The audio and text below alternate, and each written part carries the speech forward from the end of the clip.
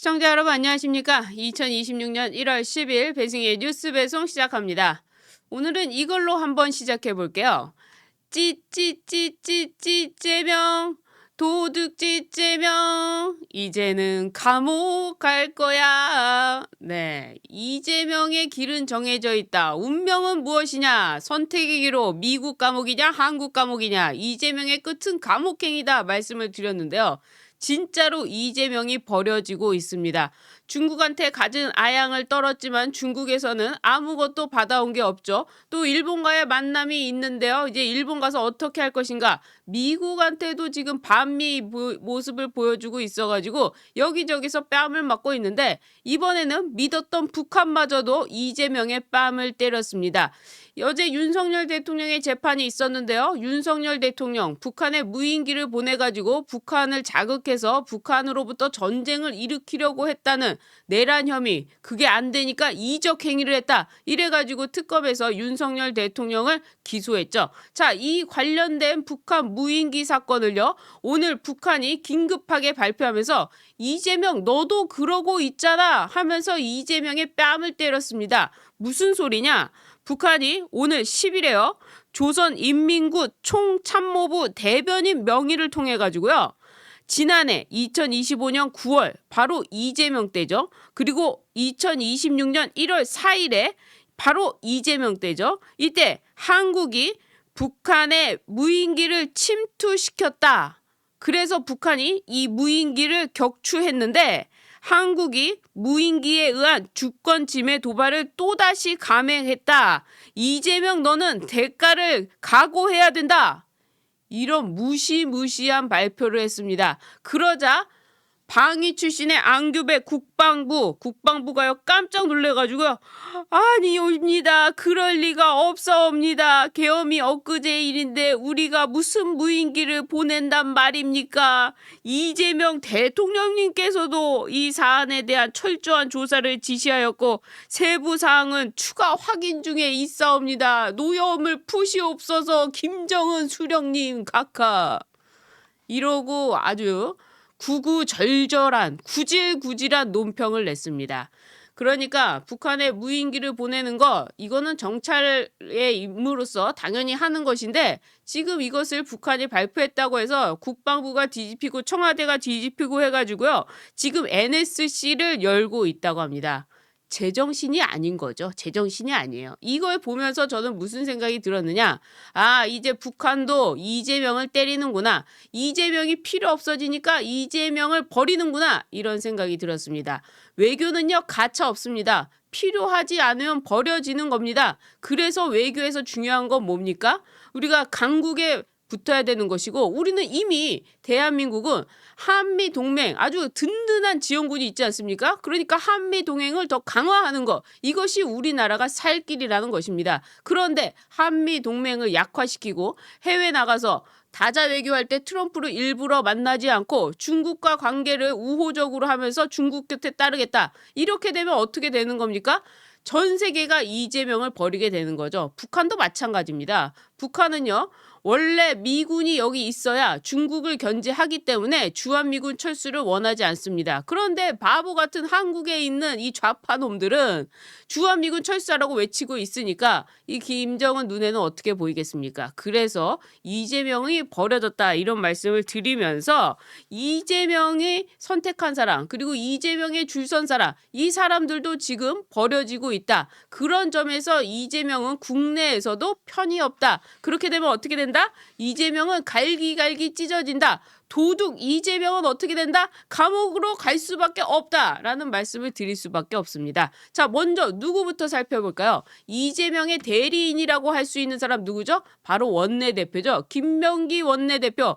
하루에 하나씩 뭔가 터지고 있습니다. 이 보좌진들이 아주 학을 떼고 김병기를 찍어 누르려고 하는 것 같은데 사실 그 뒤에는요.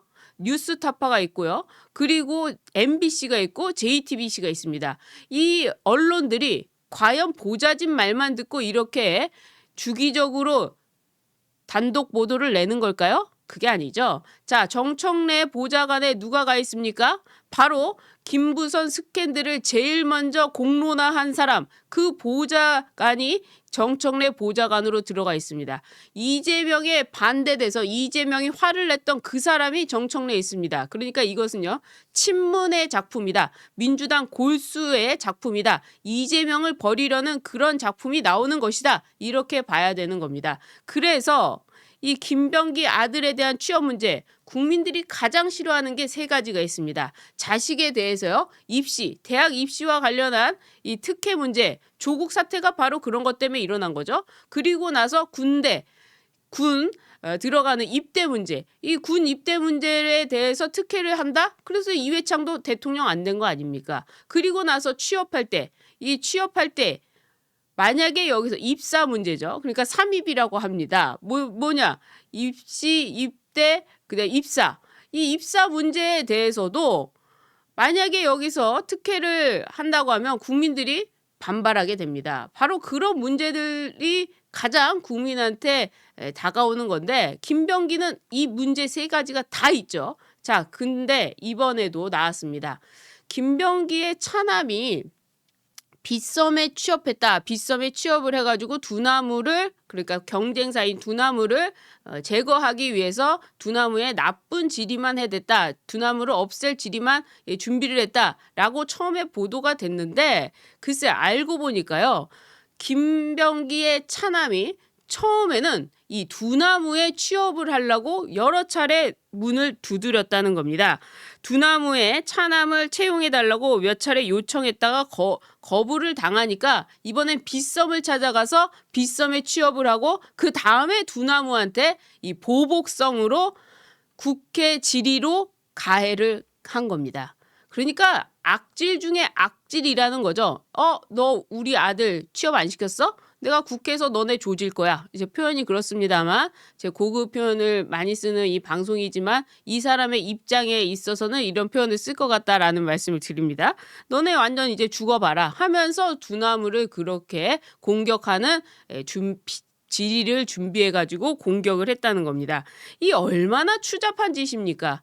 자신의 아들 취업시키려다가 안 되니까 거기에 대해서 공격하는 질의를 하겠다. 국회의원 권력, 그러니까 공직을 가지고 사적으로 이용하는 거. 이 사람은요, 국회의원뿐만 아니라 아예 공직자, 어디 저기 동사무소에서도 일할 수 있는 그런 수준이 아니라는 겁니다. 자, 이런 김병기 계속해서 나오고 있는데 이재명의 대리인 아닙니까? 그러니까 이재명의 대리인이 지금 벌써 죽어가고 있는 거죠. 그런데도 김병기는 탈당하지 않겠다고 하고 있습니다. 박지원도 나서서 탈당하라고 하고, 지금 원내대표 선거, 민주당의 원내대표 선거단들로 다 탈당하라고 하는데 김병기는 탈당하지 않고 있죠. 왜?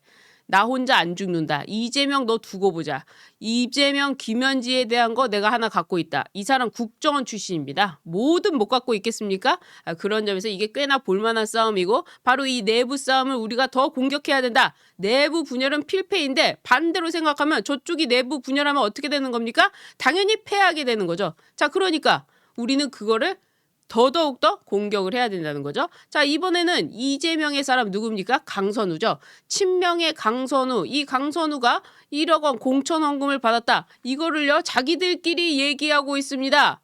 김경, 그 돈 준 사람이 사실은 내가 1억 원 줬다. 그리고 돌려받았다. 돌려받았다는 거는 의미가 없다는 거예요. 뇌물죄라는 건 받은 즉시, 그 즉시 성립이 됩니다. 그리고 강선우가 김병기랑 녹음한 그 녹취록을 들어보면 돈을 받았다고 합니다. 어떻게요? 살려주세요. 이렇게 이야기를 하는데 이미 돈 받은 것을 확정했기 때문에 돌려줬다는 얘기는 의미도 없는 겁니다. 물론 저 과정에서 짜는 부분도 있을 수 있겠지만 전체적으로 본다면 강선우가 날라가게 생긴 거죠. 이번에 완전히 끝나게 생긴 거죠. 이렇게 친명을 쳐버리는 겁니다. 이재명의 사람이 하나씩 없어지는 겁니다. 게다가 이재명이 가장 두려워하는 거, 미국 감옥으로 가느냐 아니면 한국 감옥에 있느냐. 자, 미국 감옥 어떻게 갑니까? 대북 송금 사건으로 가죠. 그래서 이재명이 가장 신경 썼던 사건이 뭡니까? 바로 이화영의 대북 송금 사건. 그래서 이화영의 변호인도 바꿔가면서 이화영의 진술도 조작됐다고 하면서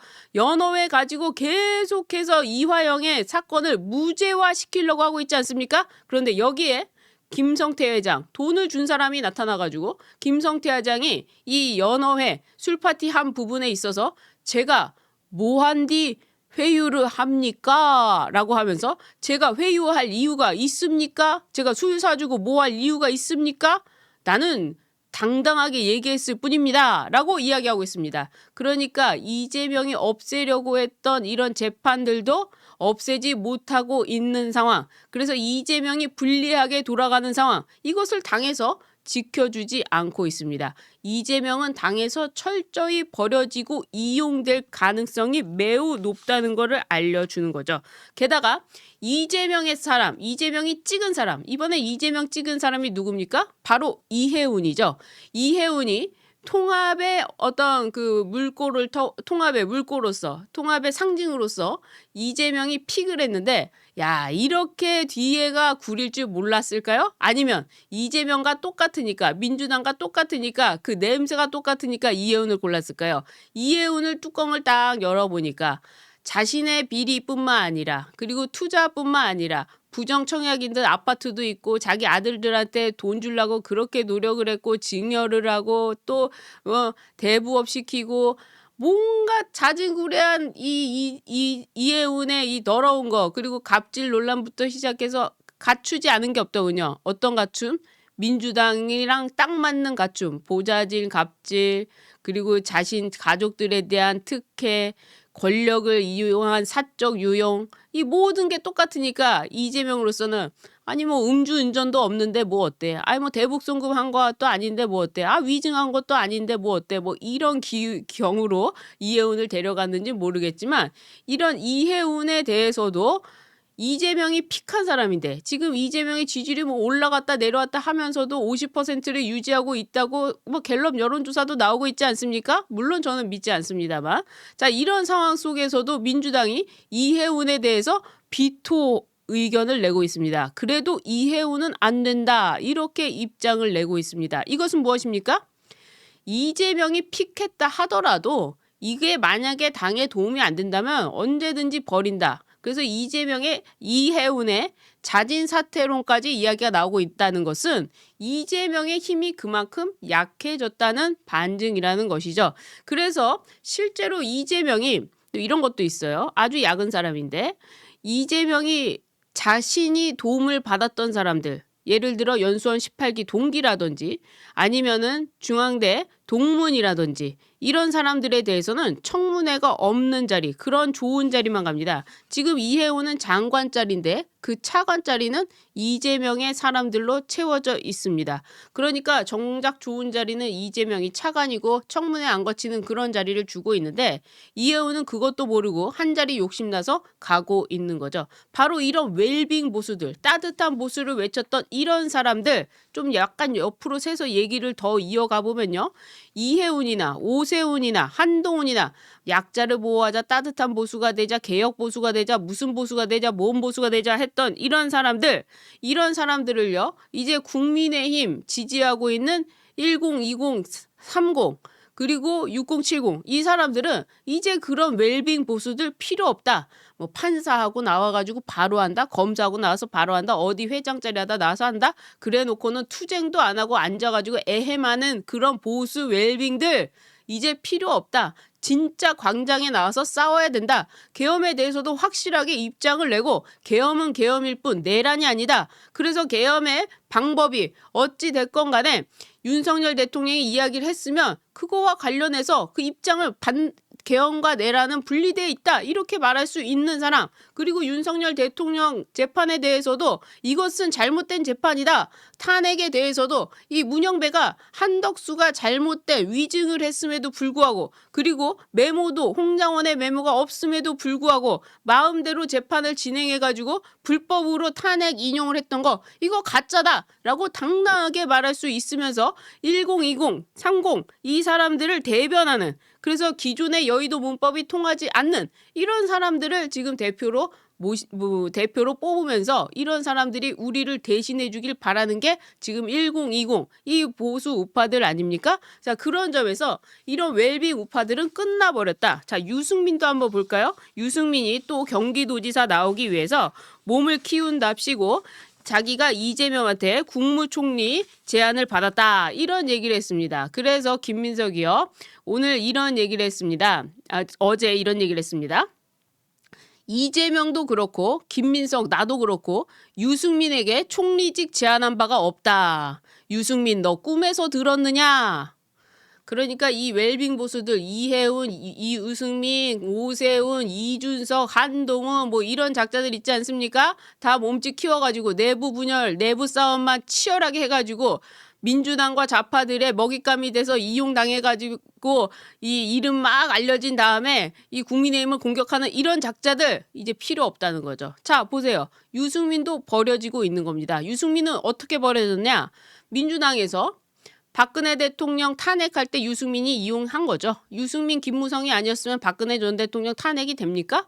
자, 그런데 이 유승민이 이제 나와가지고 자기가 총리직 제안받았다. 나도 이해운과 같은 사람이다. 라고 했지만 민주당에서 무슨 소리 우린 너한테 그런 적이 없어 하면서 선을 그었습니다. 사실 유승민이요. 만약에 경기도지사가 나오면요. 유승민에 대한 특혜도 아마 펼쳐질 겁니다. 지금 유승민의 딸 유담 씨가 어디 대학교에 그 교수로 임용이 됐는데 그 인천대 교수로 임용된 것도 특혜 아니냐. 심지어 논문을 썼다고 하는데 논문이 1년 동안 몇 개를 갖다 썼다고 하는데 이거 알고 보니까 논문 쪼개기로 논문 숫자 늘린 거 아니냐 하면서 부정 의혹으로 지금 수사를 받고 있습니다.